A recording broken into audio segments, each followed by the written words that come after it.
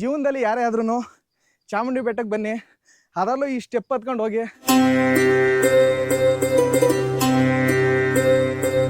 ಶೂಗಳು ಮತ್ತೆ ಚಪ್ಪಲಿಗಳನ್ನು ಹಾಕೊಂಡು ಹೋಗ್ತಾರೆ. ಅದು ಯಾಕೋ ನನಗೇನು ಇಷ್ಟ ಆಗಲಿಲ್ಲ.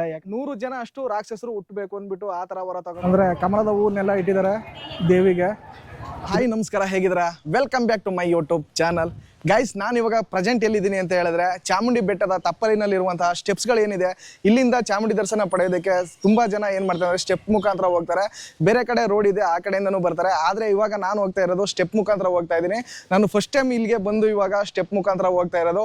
ಬನ್ನಿ ನಿಮಗೆ ಇವಾಗ ಈ ಸ್ಟೆಪ್ನ ತೋರಿಸ್ಕೊಂಡು ಮತ್ತೆ ತಾಯಿ ದರ್ಶನ ಮಾಡಿಸ್ತೀನಿ. ಇವಾಗ ಗೈಸ್, ನಾನು ಇವಾಗ ಈ ಮೆಟ್ಲು ಮುಖಾಂತರ ಹೋಗ್ಬೇಕು ಅಂದರೆ 1008 ಸ್ಟೆಪ್ಸ್ಗಳಿದೆ. ಅದನ್ನು ಹತ್ಕೊಂಡು ಇವಾಗ ನಾನು ಚಾಮುಂಡಿ ದರ್ಶನ ಮಾಡೋದಕ್ಕೆ ಹೋಗ್ಬೇಕು, ಆ ತಾಯಿ ದರ್ಶನ ಮಾಡೋದಕ್ಕೆ. ಇಲ್ಲಿ ಕೋತಿಗಳು ಏನು ಮಾಡ್ತಾ ಇದೆ ಅಂತ ಹೇಳಿದ್ರೆ, ಅಂದರೆ ಬಾಟಲ್ ಕೆತ್ಕೊಂಡು ಪುನಃ ಮತ್ತೆ ಹುಡುಗಿರೆಲ್ಲ ಬರ್ತಾ ಇದ್ರಲ್ಲ, ಅವ್ರಿಗೆಲ್ಲ ಕ್ವಾಟ್ಲೆ ಕೊಡ್ತಾ ಇದ್ದಾವೆ ಇವು. ನೋಡಿ ಯಾವ ಥರ ನೀರು ಕುಡಿತಾ ಇದೆ ಕೋತಿ. ನೋಡಿ ಎಷ್ಟು ಚೆನ್ನಾಗಿ ಕಾಣಿಸ್ತಾ ಇದೆ. ಹಾಂ, ಏನು ಧೈರ್ಯ ಇದಕ್ಕೆ, ಇಷ್ಟೊಂದು ಧೈರ್ಯ ಇದೆಯಲ್ಲ ಇದಕ್ಕೆ. ಹಾಯ್,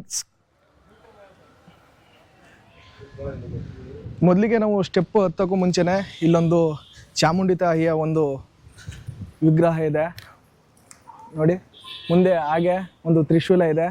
ಇವಾಗ ಇಲ್ಲಿ ಕೈ ಮುಗಿದು ಇವಾಗ ಸ್ಟೆಪ್ನ ಪ್ರಾರಂಭ ಮಾಡೋಣ. ಇದು ಮುಂದೆ ಒಂದು ಆರ್ಚ್ ಥರ ಇದೆ, ಅಂದರೆ ದೇವಸ್ಥಾನ ಗೋಪುರ ರೀತಿ ಇದೆ. ಇವಾಗ ಎಂಟ್ರೆನ್ಸ್ ಇದು. ಹಾಗೆ ಇಲ್ಲೊಂದು ಚಾಮುಂಡಿ ತಾಯಿಯ ಪಾದ ಇದೆ. ಇಲ್ಲಿ ಒಂದು ಗಣೇಶನ ವಿಗ್ರಹನೂ ಕೂಡ ಇದೆ, ವಿಘ್ನ ವಿನಾಶಕ. ಹೋಗಿದ್ ಬಂದ್ರಾ? ದರ್ಶನ ಮಾಡಿದ್ರಾ? ಫುಲ್ ರಶ್ ಇದೆ ಹಂಗೆ? ಹೌದಾ? ಫುಲ್ ರಶ್ ಇದೆಯಾ ಅಲ್ಲಿ? ಆಗೋದಿಲ್ವಾ? ಗೈಸ್, ನೀವು ಕೂಡ ಈ ಸ್ಟೆಪ್ನ ಹತ್ಕೊಬನ್ನಿ, ಯಾವ ಥರ ಇರುತ್ತೆ ಅಂತ. ಏನೋ ಒಂಥರ ಮಜಾ. ಸುಸ್ತಾಗೋದು ಮತ್ತು ಕೂತ್ಕೊಳ್ಳೋದು, ಇದರಲ್ಲಿ ಏನೋ ಒಂಥರ ಮಜಾ ಇದೆ. ಜನ ನೋಡಿ ಆ ಕಡೆಯಿಂದ ನಡ್ಕೊಂಡು ಬರ್ತಾಯಿದ್ದಾರೆ, ಈ ಕಡೆಯಿಂದನೂ ಹೋಗ್ತಾ ಇದ್ದಾರೆ. ಎಲ್ಲರೂ ರೆಸ್ಟ್ ಮಾಡ್ಕೊಂಡು ಬೆಟ್ಟನ ಹತ್ಕೊಂಡು ಹೋಗ್ತಾ ಇದ್ದೀವಿ. ಮೊದಲು ನಮ್ಮ ಈ ಚಾಮುಂಡಿ ಬೆಟ್ಟ ದೇವಸ್ಥಾನ ಯಾರ ಆಳ್ವಿಕೆಯಲ್ಲಿತ್ತು ಅಂತ ಹೇಳಿದ್ರೆ ರಾಜರ ಆಳ್ವಿಕೆಯಲ್ಲಿತ್ತು. ಆದರೆ ಜಯಚಾಮರಾಜೇಂದ್ರ ಒಡೆಯರ್ ಅವರ ಕಾಲ ಆದಮೇಲೆ ಇದು ಸರ್ಕಾರಕ್ಕೆ ಬಂದಿರೋದು. ಸ್ವಲ್ಪ ಬ್ರೀತ್ ಜಾಸ್ತಿ ಆಗ್ತಿದೆ, ಅಡ್ಜಸ್ಟ್ ಮಾಡ್ಕೊಳ್ಳಿ. ಮಾತು ಸ್ವಲ್ಪ ಟ್ವಿಸ್ಟ್ ಆಗ್ತಾ ಇದೆ.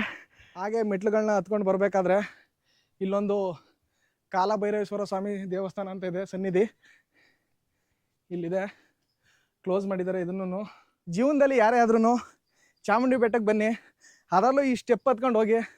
ಮನಸ್ಸಿಗೆ ಏನೋ ಸಮಾಧಾನ, ಖುಷಿ ಮತ್ತು ನೆಮ್ಮದಿ ಸಿಗುತ್ತೆ. ಮಧ್ಯಾಹ್ನ ಟೈಮ್ ಆಗಿರೋದ್ರಿಂದ ಬಿಸಿಲು ಜಾಸ್ತಿ ಬಂದಿದೆ. ಇಲ್ಲಿ ಕೆಲವೊಬ್ರು ಏನು ಮಾಡ್ತಾರೆ ಅಂದರೆ ಶೂಗಳು ಮತ್ತು ಚಪ್ಪಲಿಗಳನ್ನು ಹಾಕೊಂಡು ಹೋಗ್ತಾರೆ. ಅದು ಯಾಕೋ ನನಗೇನು ಇಷ್ಟ ಆಗಲಿಲ್ಲ. ಯಾಕಂದರೆ ದೇವಸ್ಥಾನಕ್ಕೆ ನಾವು ಹೋಗ್ತಾ ಇರೋದು, ಅದರಲ್ಲೂ ಈ ಸ್ಟೆಪ್ ಮುಖಾಂತರ ಹೋಗ್ತಾ ಇರೋದು ನಾವು. ಆವಾಗ ಚಪ್ಪಲಿಗಳನ್ನು ಮತ್ತು ಶೂಗಳನ್ನ ಆ ಕಡೆಯಿಂದ ಬಿಟ್ಬಿಟ್ರೆ ಒಳ್ಳೇದಾಗುತ್ತೆ ಅನಿಸುತ್ತೆ. ಆದರೆ ಇಲ್ಲೆಲ್ಲ ಬೆಳಿಗ್ಗೆ ವಾಕಿಂಗ್ ಬರೋರು ಮತ್ತು ಎಲ್ಲ ಏನು ಮಾಡ್ತಾರೆ ಅಂದರೆ ಶೂಗಳು ಹಾಕೊಂಡೆ ಹತ್ಕೊಂಡು ಹೋಗ್ತಾರೆ. ಇಲ್ಲೆಲ್ಲ ಏನು ಅಂದರೆ ಅರಿಶಿನ ಕುಂಕುಮ ಹಾಕಿದ್ಮೇಲೆ ನಾವು ಶೂ ಮತ್ತು ಚಪ್ಪಲಿಲಿ ಹೋದರೆ ಏನು ಸರಿ ಹೇಳಿ. ಇವಾಗ ನಾವು ಸ್ವಲ್ಪ ದೂರ ಬಂದಾದ್ಮೇಲೆ ಒಂದು ರೋಡ್ ಸಿಗುತ್ತೆ. ಈ ರೋಡ್ ಎಲ್ಲಿಗೆ ಹೋಗುತ್ತೆ ಅಂತ ಹೇಳಿದ್ರೆ ಚಾಮುಂಡಿ ಬೆಟ್ಟಕ್ಕೆ ಬಸ್ ರೋಡ್ ಇದೆಯಲ್ಲ, ಅಲ್ಲಿಗೋಗಿ ಕನೆಕ್ಟ್ ಆಗುತ್ತೆ ಈ ರೋಡು ಇದು. ಇವಾಗ ನಾವು ಇದ್ರ ಮೇಲೆ ಹೋಗಬೇಕು. ಇಲ್ಲಿ ಯಾರಾದರೂ ದಂಡ್ಕೊಂಡು ಬಂದವ್ರಿಗೆ ಇಲ್ಲಿ ಫ್ರೂಟ್ಸು ಮತ್ತು ಜ್ಯೂಸ್ ಎಲ್ಲ ಇದೆ. ಅಂದರೆ ಸುಸ್ತಾದವರು ಇದನ್ನು ತಗೊಂಡು ತಿನ್ಕೊಂಡು ಕುಡ್ಕೊಂಡು ಹೋಗ್ಬೋದು. ಇನ್ನು ಸ್ವಲ್ಪ ದೂರದಲ್ಲೇ ನಂದಿ ವಿಗ್ರಹ ಸಿಗುತ್ತೆ. ಏನೇನೋ ಫ್ಲೇವರ್ಗಳಿದೆಯಲ್ಲ, ಮ್ಯಾಂಗೋ, ಆರೆಂಜು, ಯಾವುದೋ ಏನೇನೋ ಬೇರೆ ಬೇರೆ ಕಲರೆಲ್ಲ ಇದೆ. ಬ್ಲೂಬೆರಿ ಯಾವ ಚೆನ್ನಾಗಿದೆ ಸರ್? ಬ್ಲೂಬೆರಿ ಚೆನ್ನಾಗೈತಾ? ಕೊಡಿ ಸರ್ ಅದನ್ನೇ ಒಂದು. ನಾನು ಬೆಳಗಿಂದನೂ ಊಟ ಮಾಡಿಲ್ಲ, ಅಂದರೆ ದರ್ಶನ ಮಾಡಬೇಕು ಅಂದ್ಬಿಟ್ಟು. ಅದಕ್ಕೆ ಇವಾಗ ತುಂಬಾ ಟಯರ್ಡ್ ಆಗಿದೆ ಮತ್ತು ಬಾಯಾರಿಕೆ ಆಗ್ತಿದೆ. ಅದಕ್ಕೋಸ್ಕರ ಇವಾಗ ಸೋಡಾ ತಗೊಳ್ತಾ ಇದ್ದೀನಿ. ಒಳಗಡೆ ಒಂಥರ ಗೋಲಿ ಥರ ಇದೆ. ಇದೇನಾದರೂ ಬಂದು ಇದಕ್ಕೆ ಮುಚ್ಕೊಬಿಟ್ರೆ ಒಳಗಿರೋ ನೀರು ಬರೋದೇ ಇಲ್ಲ, ಅಂದರೆ ಸೋಡಾ.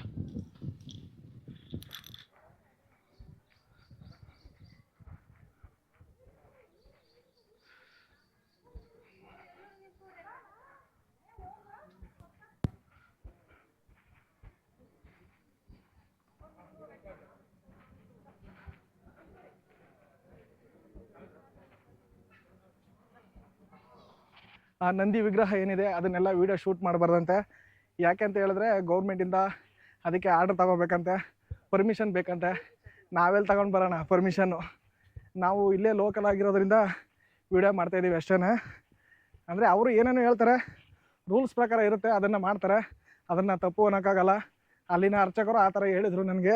ನಮ್ಮ ಈ ಮೈಸೂರು ಮತ್ತು ಮೈಸೂರು ಪ್ರಾಂತ್ಯ ಮತ್ತು ನಮ್ಮ ದೇವಸ್ಥಾನ, ಬೆಟ್ಟ ಇದೆಲ್ಲ ಏನಿದೆ, ಇದನ್ನೆಲ್ಲ ನಮ್ಮ ಮಹಿಷಾಸುರ ರಾಕ್ಷಸ ಏನು ಮಾಡ್ತಂದರೆ ಆವರಿಸ್ಕೊಬಿಟ್ಟಿರ್ತಾರೆ, ಜನಗಳಿಗೆಲ್ಲ ತೊಂದರೆ ಕೊಡ್ತಾ ಇರ್ತಾರೆ. ಇದನ್ನಂತ ಕಂಡಂತಹ ನಮ್ಮ ದೇವತೆಗಳು ಏನು ಮಾಡ್ತಾರೆ ಅಂದರೆ, ಇಲ್ಲಿನ ಪ್ರತಿನಿಧಿಗಳು ಏನಿರ್ತಾರೆ, ಜನ ಏನು ಮಾಡ್ತಾರೆ ಅಂದರೆ, ಅವ್ರು ಹೋಗ್ಬಿಟ್ಟು ಈ ಥರ ಹಿಂಸೆ ಕೊಡ್ತಿದ್ದಾರೆ ಅಂದ್ಬಿಟ್ಟು ದೇವತೆಗಳಿಗೆ ಹೇಳಿದಾಗ ಅವ್ರೇನು ಮಾಡ್ತಾರೆ ಅಂದರೆ, ಇವನನ್ನು ಮಟ್ಟ ಹಾಕಬೇಕು ಅಂತ ಏನು ಮಾಡ್ತಾರೆ ಅಂದರೆ, ಮಹಿಷಾಸುರ ರಾಕ್ಷಸನ ನಮ್ಮ ಚಾಮುಂಡಿ ತಾಯಿಗೆ ಅವರ ಶಕ್ತಿಗಳನ್ನೆಲ್ಲ ತುಂಬಿಟ್ಟು ಏನು ಮಾಡ್ತಾರೆ ಅಂದರೆ 9 ದಿನಗಳ ಕಾಲ ಅವ್ರ ಜೊತೆ ಯುದ್ಧ ಮಾಡ್ತಾರೆ. ಅಂದರೆ ಮಹಿಷಾಸುರ ಏನಿದ್ದಾರೆ ಅವ್ರ ಜೊತೆ ಯುದ್ಧ ಮಾಡಿ 9ನೇ ದಿನಕ್ಕೆ ಜಯನ ಸಾಧಿಸ್ತಾರೆ.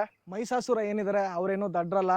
ಯಾಕೆ ಅಂತ ಹೇಳಿದ್ರೆ ಚಾಮುಂಡೇಶ್ವರಿ ತಾಯಿ ಬಂದ್ಬಿಟ್ಟು ಸಾಯಿಸ್ಬಿಟ್ರೆ ಸುಮ್ಮನೆ ಸತ್ತೋಗೋಕ್ಕೆ ಅವರೇನು ದಡ್ರಾಗಿರ್ಲಿಲ್ಲ.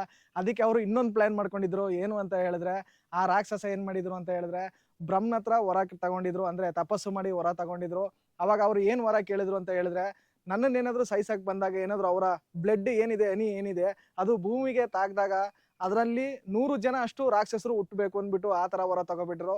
ಅದಕ್ಕೆ ಆ ತಪಸ್ಸಿಗೆ ಏನು ಮಾಡಿದ್ರು, ಬ್ರಹ್ಮ ಅವರು ಏನು ಮಾಡಿದ್ರೆ ತಥಾಸ್ತು ಅಂತ ಹೇಳಿದ್ರು. ಈ ಮಹಿಷಾಸುರನಿಗೆ ಇಷ್ಟು ಬುದ್ಧಿ ಇರಬೇಕಾದ್ರೆ ನಮ್ಮ ಚಾಮುಂಡಿ ತಾಯಿಗೆ ಇನ್ನಷ್ಟು ಬುದ್ಧಿ ಇರಬೇಡ. ಅವಾಗ ಏನು ಮಾಡ್ತಾರೆ ಅಂದರೆ, ತನ್ನ ತಂಗಿ ಆಗಿರುವಂಥ ಜ್ವಾಲಾ ತ್ರಿಪುರ ಸುಂದರಿ ಅವ್ರನ್ನ ಹೆಲ್ಪ್ ತಗೊಳ್ತಾರೆ. ಆ ತಾಯಿ ನೀವಾಗ ನೋಡಿರಬೇಕು, ನೀವು ಆ ದೇವಸ್ಥಾನಕ್ಕೆ ಹೋದರೆ ಆ ತಾಯಿ ಮುಖದಲ್ಲಿ ಏನಿರುತ್ತೆ ಅಂದರೆ, ನಾಲ್ಗೆನ ಹೊರ್ಗಾಕೊಂಡಿರ್ತಾರೆ. ಅದೇನಕ್ಕೆ ಅಂತ ಹೇಳಿದ್ರೆ, ಈ ಯುದ್ಧ ಮಾಡುವಾಗ ಏನು ಮಾಡ್ತಾರೆ ಅಂದರೆ, ಆ ರಾಕ್ಷಸನ ರಕ್ತ ಬೀಳಬಾರ್ದು ಅಂದ್ಬಿಟ್ಟು ತಮ್ಮ ನಾಲ್ಗೆನ ಏನು ಮಾಡ್ತಾರೆ ಅಂದರೆ, ಅಲ್ಲಿ ಅಂದರೆ ಯುದ್ಧ ನಡೀತಿರುವಂಥ ಜಾಗದಲ್ಲಿ ಹಾಕ್ತಾರೆ. ಆವಾಗ ಏನು ಮಾಡ್ತಾರೆ, ಆ ರಕ್ತನೆಲ್ಲ ಕುಡ್ಕೊಳ್ತಾರೆ. ಅವಾಗ ಏನಂದ್ರೆ ರಾಕ್ಷಸರು ಹುಟ್ಟೇ ಇರೋ ಥರ ಆಗುತ್ತೆ. ಆವಾಗ ಈ ಯುದ್ಧನ ಗೆಲ್ತಾರೆ ಅವರು. ಇಷ್ಟೆಲ್ಲ ಕಷ್ಟಪಟ್ಟು ನಮ್ಮ ಮೈಸೂರನ್ನು ಉಳಿಸಿಕೊಟ್ಟಿರುವಂಥ ಈ ನಮ್ಮ ಚಾಮುಂಡಿ ತಾಯಿಗೆ ನಾವು ಯಾವಾಗಲೂ ಚಿರಋಣಿಯಾಗಿರಬೇಕು. ನಾವು ಸ್ವಲ್ಪ ನಂದಿ ವಿಗ್ರಹದಿಂದ ಸ್ವಲ್ಪ ಮುಂದೆ ಬಂದಾಗ ಈ ವ್ಯೂ ಪಾಯಿಂಟ್ ಕಾಣಿಸುತ್ತೆ, ಮೈಸೂರಿನ ವ್ಯೂ ಪಾಯಿಂಟು. ನೈಟಲ್ಲಿ ಇನ್ನೂ ತುಂಬಾ ಚೆನ್ನಾಗಿ ಕಾಣಿಸುತ್ತೆ. ಇವಾಗ ಈ ಥರ ಇದೆ ನೋಡಿ.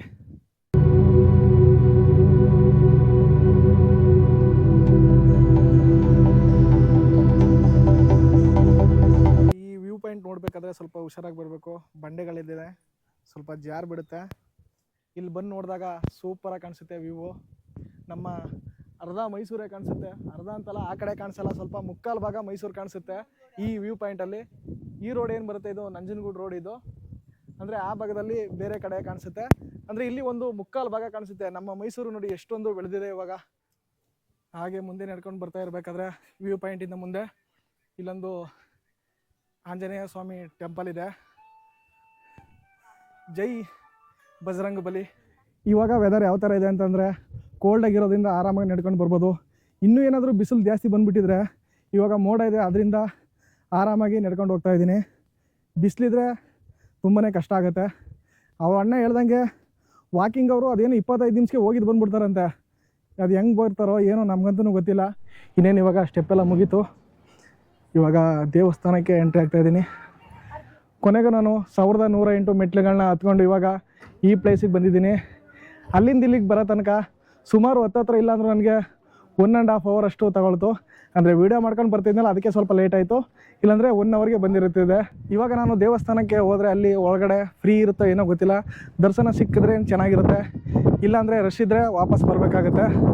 ನೋಡೋಣ ಸಿಗುತ್ತಾ ಏನು ಅಂತ. ಅಂದರೆ ಇವತ್ತು ಸಾಟರ್ಡೆ ಆಗಿರೋದ್ರಿಂದ ಸ್ವಲ್ಪ ಜನ ಜಾಸ್ತಿನೇ ಇರ್ತಾರೆ. ಅಂದರೆ ಬಸ್ಸು ಕಾರಲ್ಲಿ ಜಾಸ್ತಿ ಬಂದಿರ್ತಾರೆ. ಈ ಕಡೆಯಿಂದ ಸ್ಟೆಪ್ಸಲ್ಲಿ ಸ್ವಲ್ಪ ಕಡಿಮೆ ಜನ ಬಂದಿರ್ತಾರೆ ಅಷ್ಟೇ. ಇನ್ನೇನೋ ದೇವಸ್ಥಾನದ ಹತ್ರ ಹೋಗ್ತಾ ಇದ್ದೀವಿ. ಇವಾಗ ಏನೇನೋ ಇಲ್ಲಿ ಕಟ್ಟಿದ್ದಾರೆ, ನೋಡೋಣ. ಅವರು ನಮ್ಮನ್ನೇ ಆಯ್ ಗಾಯ್ಸ್ ಅಂತಾರೆ. ವಿಡಿಯೋ ಮಾಡೋದನ್ನು ನೋಡಿದ್ರೆ ಎಲ್ಲ ಆಯ್ ಗಾಯ್ಸ್ ಅನ್ನೋದೇ. ಗಾಯ್ಸ್ ಅನ್ನೋ ಪದ ಎಲ್ಲಿ ಉಟ್ಕೊಳ್ತು ಅಂತ ನಾನು ಕೇಳ್ತಾ ಇರೋದು. ಅಣ್ಣ, ಅಕ್ಕ, ತಮ್ಮ ಇದೆಲ್ಲ ಇರುತ್ತೆ. ಗಾಯ್ಸ್ ಅನ್ನೋದು ಸ್ವಲ್ಪ ಟ್ರೆಂಡ್ ಆಗಿದೆ ಅಷ್ಟೇ. ಇವಾಗ ಒಟ್ಟಿನಲ್ಲಿ ಇದು ಕೌಂಟ್ ಆಗುತ್ತೆ, ಇಲ್ಲಿರುವಂಥ ಸ್ಟೆಪ್ಗಳು ಕೂಡ ಕೌಂಟ್ ಆಗುತ್ತೆ. ನಾನು ಹಿಂದೆನೇ ಲಾಸ್ಟ್ ಅಂದ್ಕೊಂಡಿದ್ದೆ.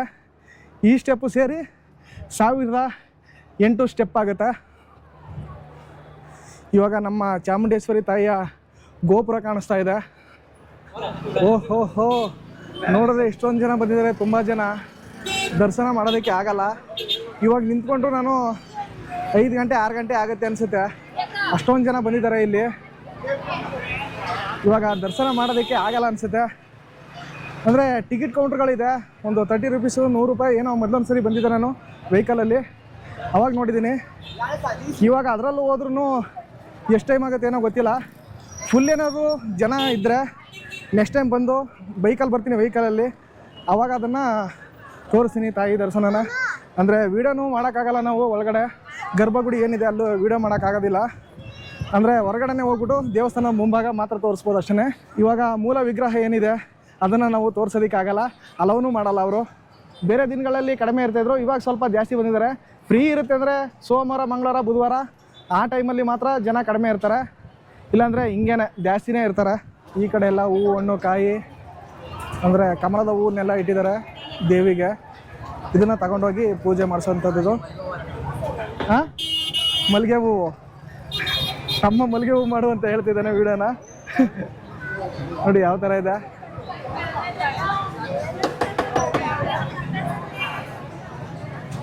ಎಲ್ಲ ಪೂಜೆ ಸಾಮಾನುಗಳೆಲ್ಲ ಈ ಕಡೆ ಮಾಡ್ತಾಯಿದ್ದಾರೆ. ಸೀರೆಗಳಾಗಲಿ ಏನಿದೆ ಎಲ್ಲನೂ ತಾಯಿಗೆ ಸೀರೆನ ಇಲ್ಲಿಂದ ತಗೊಂಡೋಗ್ಬಿಟ್ಟು ಅದನ್ನು ಕೊಡ್ಬೋದು. ಜನ ನೋಡಿ ಎಷ್ಟೊಂದು ಬಂದಿದ್ದಾರೆ, ಫುಲ್ಲು ಕ್ಯೂ ಇದೆ. ಆ ಕಡೆಯಿಂದ ದೇವ್ರ ದರ್ಶನ ಮಾಡ್ಕೊಂಡು ಬರ್ತಾ ಇದ್ದಾರೆ, ಈ ಕಡೆ ಕ್ಯೂ ಎಲ್ಲ ನಿಂತ್ಕೊಂಡು ಹೋಗ್ತಾ ಇದ್ದಾರೆ ಎಲ್ಲ.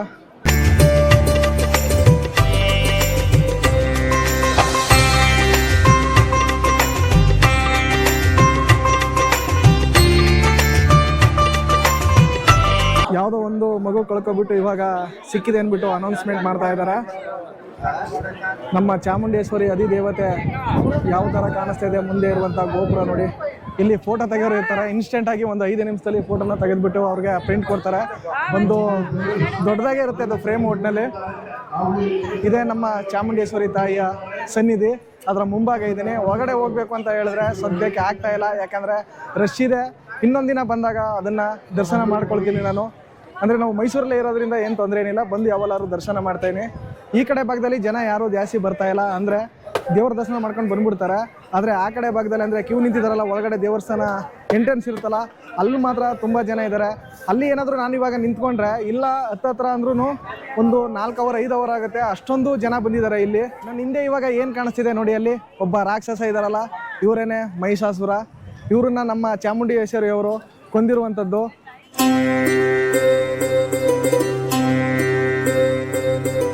ಕಾರ್ಗಳ ಪಾರ್ಕಿಂಗ್ ಏನಿದೆ ಅಂದರೆ VIP ಗಳಿಗೆ ಈ ಕಡೆ ಇಲ್ಲಿ ಬಿಡ್ತಾ ಇದ್ದಾರೆ ಅಷ್ಟೇ. ಅಂದರೆ ಪಬ್ಲಿಕ್ಗಳಿಗೆ ಏನಿದೆ, ನಮ್ಮಂಥ ನಾರ್ಮಲ್ ಏನಿದ್ದಾರೆ ಅವ್ರಿಗೆ ಆ ಕಡೆ ಎಲ್ಲ ನಿಲ್ಲಿಸಿದ್ದಾರೆ ಕಾರ್ ಪಾರ್ಕಿಂಗ್ ಮಾಡೋದಕ್ಕೆ. ಅಲ್ಲಿ ತುಂಬ ಕಾರ್ಗಳನ್ನೆಲ್ಲ ನಿಲ್ಲಿಸ್ಕೋಬೋದು. ಇಲ್ಲಿ ಅಂದರೆ ಬರ್ಬೋದು, ಬೆಳಗ್ಗೆನೇ ಬಂದುಬಿಟ್ರೆ ಪಬ್ಲಿಕ್ಕು ಕೂಡ ಇಲ್ಲಿಗೆ ಬರ್ಬೋದು.